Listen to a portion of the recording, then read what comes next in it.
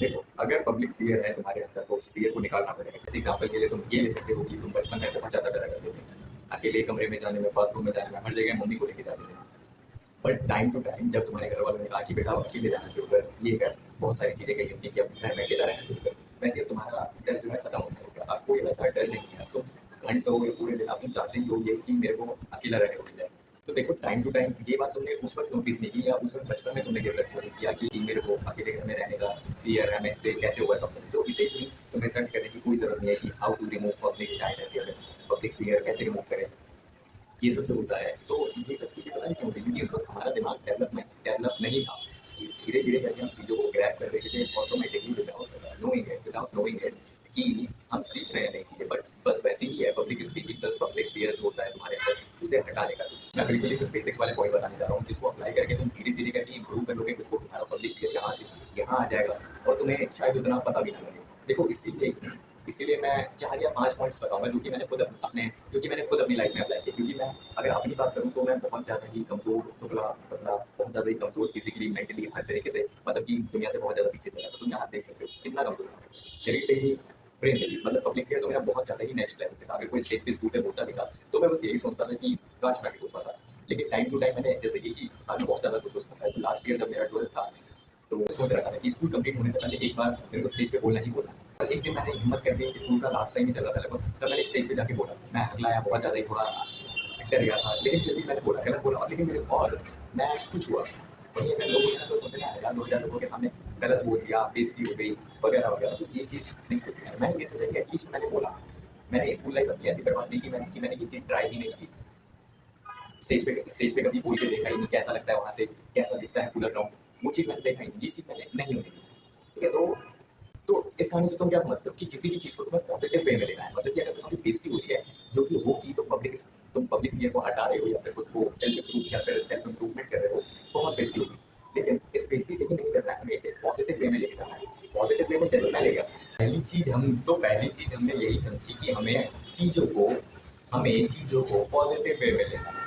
अगर हमारी कई जगह बेइज़्ज़ती हो रही है, जैसे कि मैं अगर बात बताऊँ तो मैं सेल्फ इम्प्रूवमेंट थोड़ा खुद में कर जब शुरू किया था मैंने सेल्फ इम्प्रूवमेंट खुद में, तब मेरे को लड़कियों से बात करने में बहुत ज़्यादा ही हालत ख़राब हो जाती थी। मेरे को बात करते वक़्त ऐसा लगता था ना कि मैं पिघल रहा हूँ। मेरे से कुछ हो ही नहीं पाता था। यही सोचता था कि अब क्या बोलूँ अब क्या बोलूँ? दोस्तों को मैसेज करता, फ़ोन करता, भाई जो तूने बोला था 2-4 बात मैंने कर दी और बातें 1 मिनट से भी जल्दी ख़त्म हो गई, अब बता आगे क्या बोलना है? तो इस टाइम पे मैंने थोड़ी बेइज़्ज़ती करवाई बहुत ज़्यादा। ऐसी बेइज़्ज़ती थी जो लाइफ़ टाइम मेमोरी बन गई। अब लाइफ़ टाइम मेमोरी यानी बहुत तगड़ी बेइज़्ज़ती नहीं हुई। बेइज़्ज़ती नॉर्मल थी, लेकिन जो चीज़ें हमारे साथ होती है ना, वो चीज़ें हमें याद रहती है। लेकिन दूसरे ये चीज़ याद नहीं रखते। फॉर एग्ज़ाम्पल अगर तुम 100 जगह बेइज़्ज़ती करवाओगे, तो वो 100 जगह तुम्हें याद रहेगी। लेकिन वहाँ पे जितने लोग होंगे ना, उनमें से बहुत मुश्किल से कुछ लोगों को याद होगी आज से 50 साल बाद। वो ये नहीं कहेगा कि यार तूने बेइज़्ज़ती करवाई थी। अब मैं जैसे कि बहुत हद तक सुधर चुका हूँ पहले के मुकाबले, कोई याद नहीं करता वो पल को, लेकिन मेरे को याद और याद रहना भी चाहिए, क्योंकि मेरे को टाइम टू टाइम ये फ़ील होता रहना चाहिए कि मैं कहाँ था और कहाँ से कहाँ इम्प्रूव किया गया। Well, let's come on the main points which are, देखो फर्स्ट पॉइंट ये है, start talking with that persons with whom you can have conversation at least for 5 minutes. मतलब कि कुछ बंदे ऐसे होते ही हैं तुम्हारी क्लास में, तुम्हारे कॉलेज में या फिर कोचिंग में, कहीं भी हो सकते हैं। तो उनके साथ तुम बात तो कर लेते हो 5 मिनट तक या फिर 2-3 मिनट तक, लेकिन उसके बाद ऑकवर्ड साइलेंस शुरू हो जाता है। फिर समझ नहीं आने लगता कि क्या करें। तो एटलीस्ट ये सारे लोग तुम्हारे दोस्त तो होते हैं नाम मात्र, जो कि कुछ टाइम बाद तुम्हें और उसे भी शायद से बोरियत लगने लगती है। तो इन्हीं के साथ बात करना शुरू करो सबसे पहले। इनसे अगर तुम बात करोगे तो तुम्हें इतना भी नहीं लगेगा कि बिल्कुल ही अननोन पर्सन है, बिल्कुल ही बात नहीं कर पा रहा हूँ मैं। इनके सामने कुछ भी बात करने की कोशिश करो, बस एटलीस्ट ट्राई करो कि but at least try to speak, don't even try to stop. चाहे कुछ भी टॉपिक्स निकल रहे हो, मूवीज़ निकल रहे हो या फिर मूवीज़ हो, पढ़ाई हो या फिर उसका इंटरेस्ट हो, कुछ भी। अब तुम कन्वर्सेशन को अच्छा कैसे बना सकते हो या फिर थोड़ा-सा टिकाऊ या फिर थोड़ा-सा टिकाऊ और लंबा कैसे बना सकते हो? इसके लिए देखो एक चीज़ है, इसके लिए एक बड़ी ही इम्पोर्टेंट चीज़ है। इम्पोर्टेंट तो नहीं है इतना, बहुत ज़्यादा ये चीज़ है, वो है सामने वाले की थोड़ी तारीफ करो या फिर जिसके बारे में उसे इंटरेस्ट है उस बारे में बात करो। फॉर एग्जाम्पल अगर तुम्हारा एक दोस्त है, भले ही बहुत ज़्यादा क्लिंगी है, कुछ भी है, लेकिन वो अगर खुद को महान मानता है किसी चीज़ पे, तो उसे बोलो कि हाँ भाई तुम महान है। और मतलब कि इसी वे में उन्हें बढ़ा चढ़ा कर धीरे धीरे करके बोलते जाओ, जिससे क्या होगा, बात आगे बढ़ेगी। उनके पसंद की चीज़ों पे बात करो कि हाँ भाई तेरी पसंद तो बहुत अच्छी है, ठीक है, और मतलब कि टोटली तुम्हें उनका साथ ही देना है एक प्रकार से, जिससे एटलीस्ट कन्वर्जेशन थोड़ा लंबा होगा, ठीक है। तो ये चीज़ ट्राई करो, इससे क्या होगा, तुम्हारी कन्वर्जेशन स्किल थोड़ी बहुत कहीं ना कहीं सही हो पाएगी, लंबे टाइम तक थोड़ा बात कर पाओगे। अगर तुम 5 मिनट आज कर रहे हो तो कल शायद 7 मिनट या फिर 8 मिनट बात कर पाओ सिर्फ और सिर्फ इसे चीज करके। नेक्स्ट पॉइंट मैं कहूँगा, try to speak with unknown person. देखो अब तुमने इनसे तो बात की, लेकिन देखो थोड़ा ना थोड़ा तो लेवल अप करना ही पड़ेगा, क्योंकि इसके बिना नहीं हो पाएगा वो है। और अननोन लोगों से बात करना ही पड़ेगा। अब ये नहीं कह रहा मैं कि पूरी घर की बातें बताने लग जाओ या फिर कुछ भी, बस थोड़ी बहुत ही बातें करो ना, तो इनसे क्या होगा,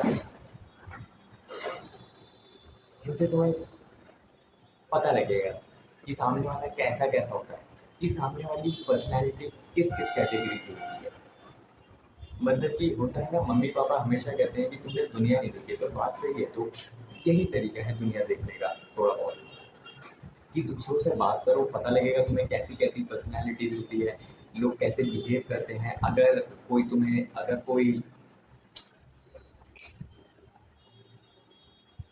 कोई बहुत गंदे तरीके से बात करता है तो उसे कैसे मैनेज करना है, धीरे धीरे आएगा। मैं ये नहीं कह रहा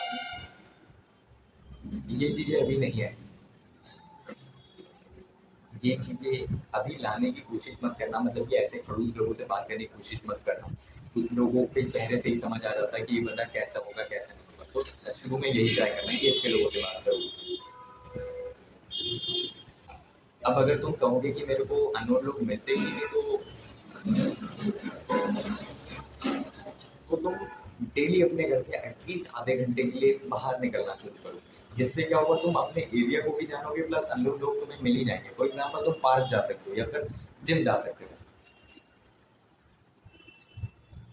जिम में बहुत ईज़ी होता है लोगों से बातचीत करना, क्योंकि देखो एक दिन जाओगे, दूसरे दिन देखो, दूसरे दिन सामने वाला देखेगा। अगर तुम थोड़े सही बनने लगे या फिर थोड़े ओपन, या तुम्हारी बॉडी लैंग्वेज थोड़ी सी ओपन सी लगी, तो फिर वो बंदा नेक्स्ट डे हाथ मिलाया शायद, या फिर तुम ही मिला दो, हाय भाई कैसे हो करके। और मिलाना चाहिए, इससे कोई तुम्हारा ऑरा माइनस नहीं हो रहा है, तुम्हारी ऑरा माइनस नहीं हो रहा है, ठीक है। ऐसे तुम अगर हाथ मिलाओगे वगैरह वगैरह करोगे, तो फिर तुम्हें एक नया दोस्त मिल जाएगा जिससे तुम बात कर पाओगे, ठीक है। तो ये जिम का हो गया। अगर तुम पार्क वगैरह जाते हो तो फिर वहाँ पे किसी से एड्रेस वगैरह पूछ सकते हो, इवन इवन दो तुम्हें पता हो एड्रेस को भी।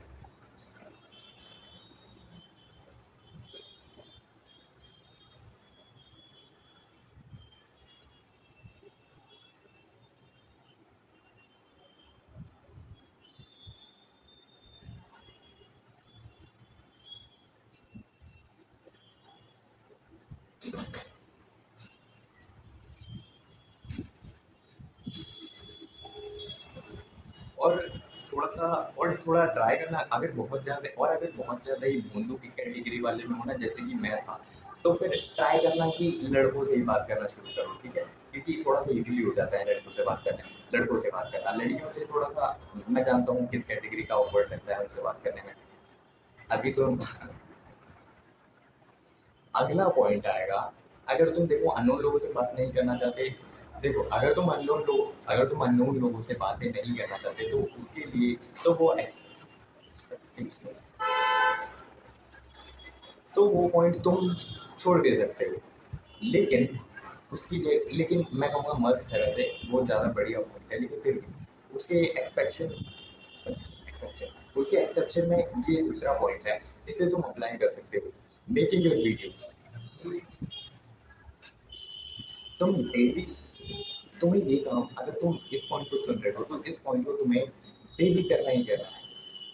डेली अपनी 15 से 20 मिनट की या फिर 10 मिनट की, 8-10 मिनट जो भी है, उतनी वीडियो बनानी ही बनानी है, जिससे क्या होगा, तुम अपनी बॉडी लैंग्वेज को देखोगे, तुम ऑटोमेटिकली देखना यार सुधार करने लग जाओगे। मैं अपनी पहली वीडियो की बात करूँ तो एक जैसे 1.5 मिनट की वीडियो थी, उसमें से मैं 1.5 मिनट में 1 मिनट बिल्कुल ही शांत था, क्योंकि मेरे को समझ में नहीं आ रहा था क्या बोलना चाहिए, कैसे बोलना चाहिए, बहुत ज़्यादा ही ऑकवर्ड हो रहा था। और बाकी के 30 सेकंड में बाकी के 30 सेकंड में से 15 सेकंड में मैं ये वो ये सब सोच ही रहा था, मतलब। और ये मतलब कि फिलर्स यूज कर रहा था बहुत ज़्यादा ही। कुल मिला के मैंने 15 सेकंड उस वीडियो में बोले।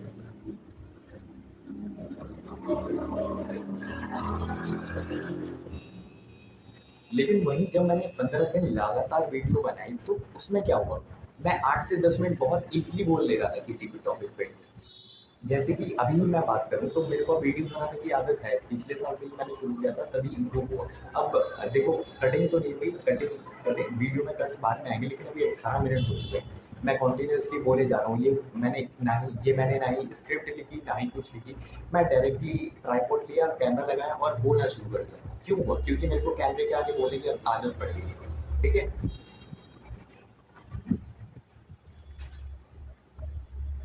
तो सिर्फ ऐसे ही तुम तुम अपनी स्पीकिंग स्किल्स को, कम्युनिकेशन स्किल्स को बहुत हद तक सुधार सकते हो, कैमरा के आगे कॉन्फिडेंस हो सकते हो। और ये बात याद रखना कि एक बंदा अगर कैमरे के आगे कॉन्फिडेंस नहीं है तो पागल है क्या?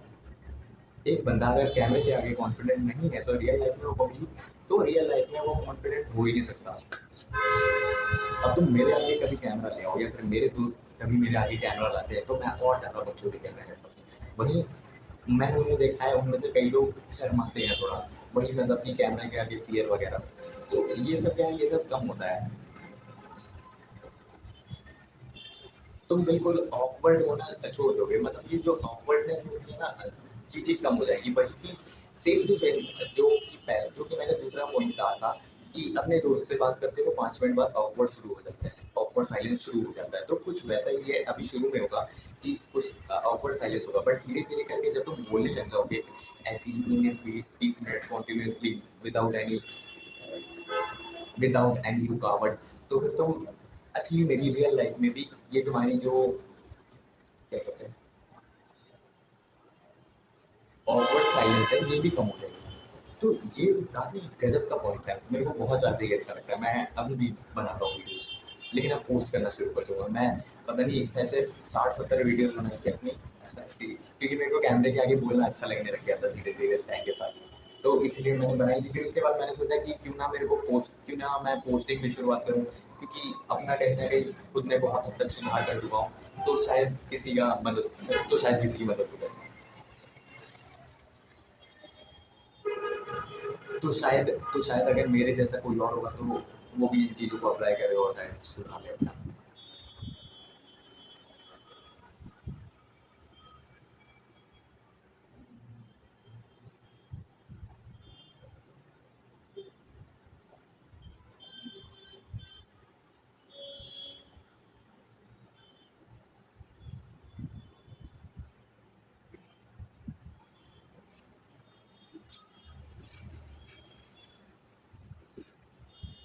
नेक्स्ट पॉइंट क्या? देखो, नेक्स्ट पॉइंट जो बोलने वाला हूँ ये तुम्हें बहुत ज़्यादा ही शायद से अच्छा लगे, या फिर थोड़ा हो सकता है अच्छा ना भी लगे। वो है ना कि देखो, कई बार ऐसी कंडीशन आती है कि तुम्हें मन करता है कई बार बोलने का, कई कई बार कुछ चीज़ें मन करती है। फॉर एग्जाम्पल कुछ ग्रुप सर्कल है तुम्हारे फ्रेंड्स वगैरह का, और उनमें उन्हीं ही बातों बातों में तुम वो बातें कर रहे हैं और तुम्हारे दिमाग में कुछ बहुत ही फनी सा आया, बट तुम यही सोच के नहीं बोलते हो कि शायद फनी नहीं लगे या फिर ऑकवर्ड ना हो जाओ। तो ये सब ना चीज़ें तुम्हें हटानी है अपने दिमाग से। तुम्हें तुम्हें बोलना है, तुम्हारे दिमाग में आए ना, हाँ बस कुछ उल्टा मत बोल देना बहुत ज़्यादा। लेकिन मैक्सिमम टाइम जो है ना, हमारा दिमाग सही सजेशन देता है इसको। तो ट्राई करना है, ये वाली जो हेजिटेशन होती है दिमाग से बातों को निकालने की, इस चीज़ को एक्सप्रेस करो, अपनी फीलिंग्स को एक्सप्रेस करना सीख जाओगे तुम। और बहुत अच्छा हो जाता है, कभी कभी ऑरा फार्मिंग भी हो जाती है।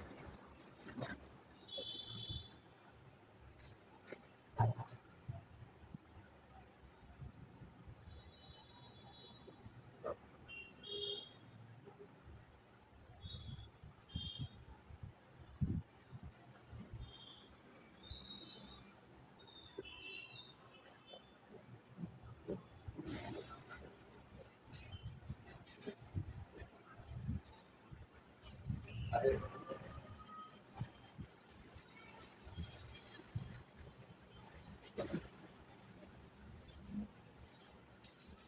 सॉरी, मैं टॉपिक से थोड़ा भटक गया था, कम्युनिकेशन स्किल पे आ गया मैं। लेकिन हाँ, बात करनी तो बहुत ज़्यादा ज़रूरी है ना पब्लिक फेयर में, इसलिए ये पॉइंट्स बहुत ज़्यादा ही अच्छे हैं। ठीक है, नेक्स्ट नेक्स्ट पॉइंट आएगा।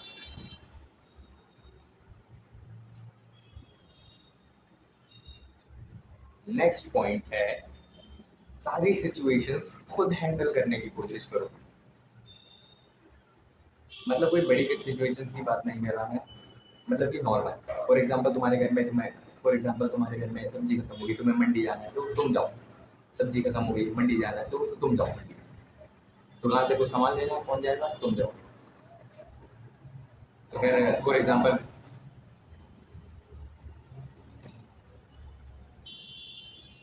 एग्जांपल तुम्हें कबाड़ी वाले को भी बुलाना है तो कौन?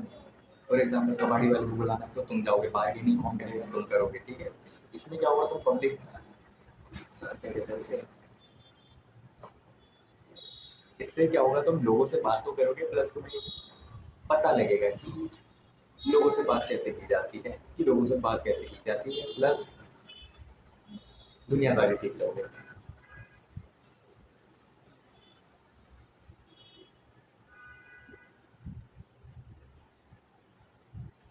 So I think that so I think this I think that much is enough for today, and you just try to apply these points into your life, into your life, into your life, into your life, into your life, into your life, and you don't need to do anything else except these points. Just try to apply these points into your life, and you will be able to remove public fairness from yourself, and you will be also able to communicate in a better way. You can improve your communication skills, speaking skills, and many more things just by doing these things. Okay.